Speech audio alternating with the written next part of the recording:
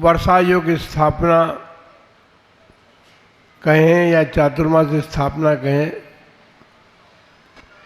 हमने एक शब्द का प्रयोग किया था, चातुर्मास पर्व, और वो महापर्व जैसा है।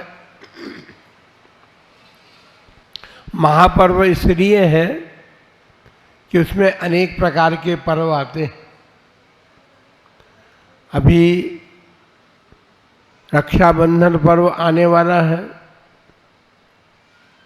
उसके बाद 10 लक्षण 16 कारण पर्व आएगा, 16 कारण पर्व के बाद 10 लक्षण महापर्व आएगा, और उस 10 लक्षण महापर्व में भी अनेक प्रकार के पर्व आएंगे।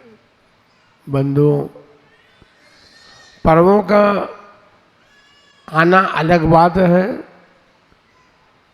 पर्वों को समझना दूसरी बात है, पर्वों के महत्व को जानना तीसरी बात है, और पर्व में जैसा कहा गया है उस प्रकार उस पर्व को अपने जीवन में अपनाना, ये अलग बात है।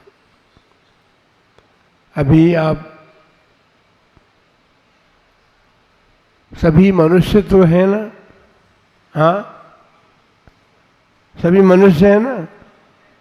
तो फिर मनुष्य बनने के बाद क्या क्या करना चाहिए? रात में खाना चाहिए।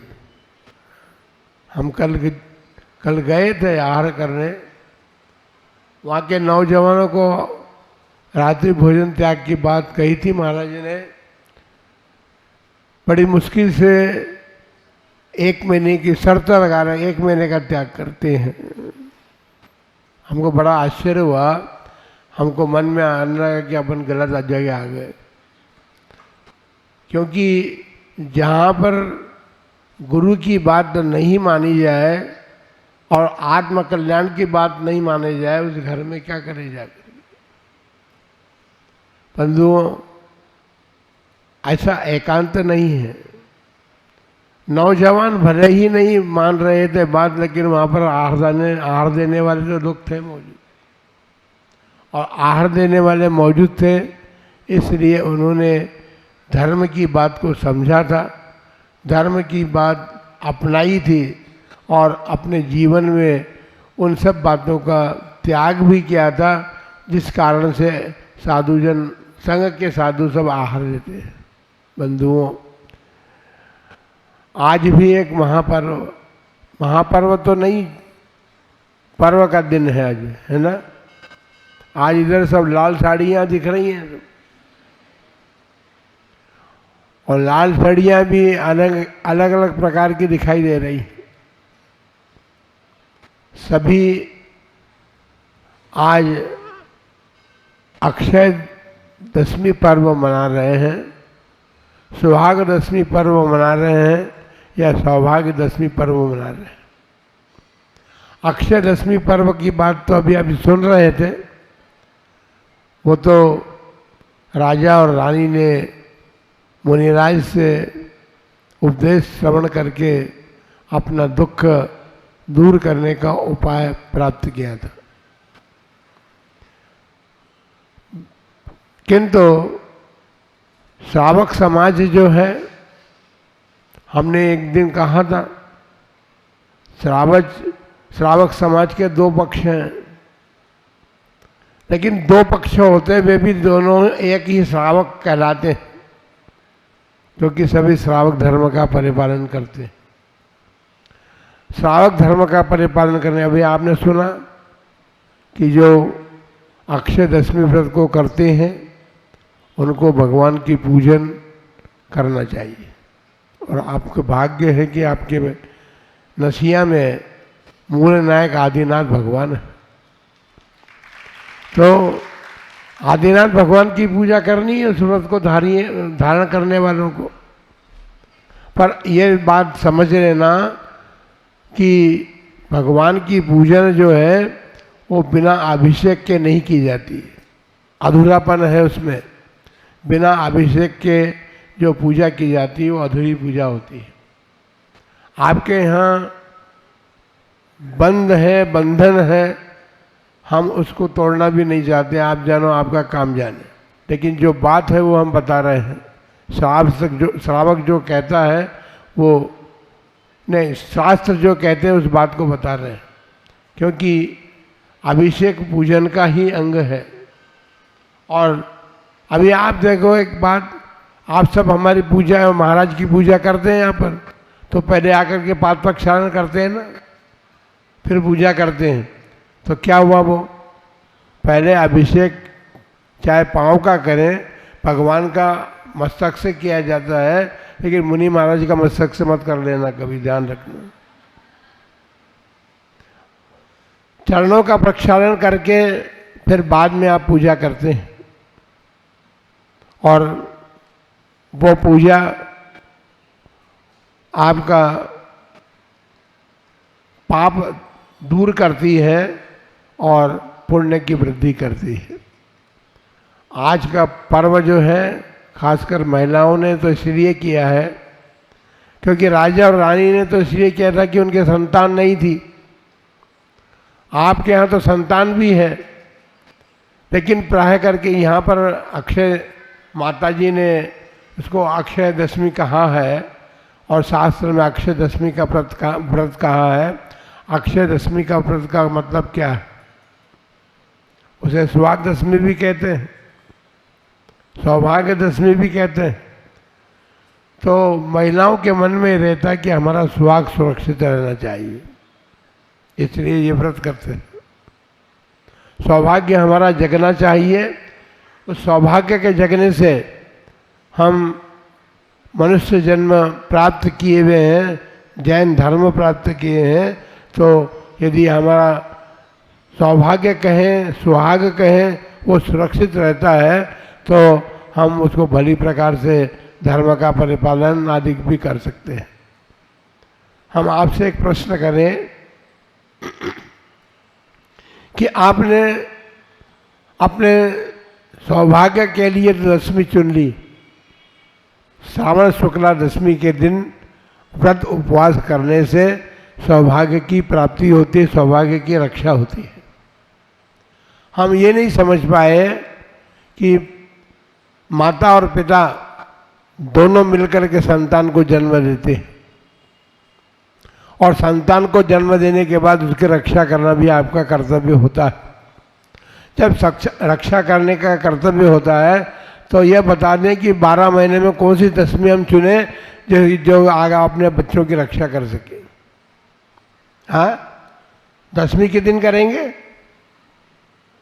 और यदि बात यह है तो संतान की रक्षा के लिए, अर्थात संतान हमारी सुरक्षित रहे, संतान अपने माता पिता के और धर्म की बात को माने, ऐसी संतान को जन्म देने के भाव आपके हैं, तो वो दशमी ऐसी कोई सी नहीं आएगी।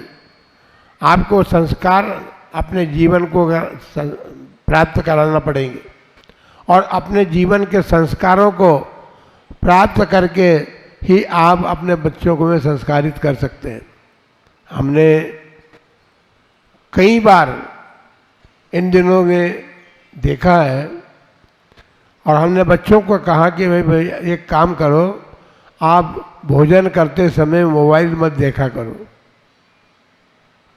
टीवी मत देखा करो, क्योंकि भोजन कैसा बना है, क्या बना है, इसका आपको पता ही नहीं चलता, क्योंकि आपका उपयोग जो है वो मोबाइल में या टीवी में रहता है।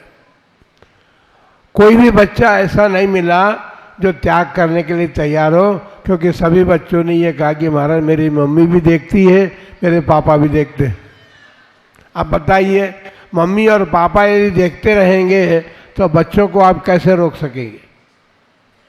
आपको स्वयं अपने विचारों को बदलना पड़ेगा, अपने को इसलिए तैयार करना पड़ेगा कि हम भी यदि भोजन करते समय मोबाइल और टेलीविज़न का उपयोग करते हैं तो बच्चे अनुकरण प्रिय होते हैं।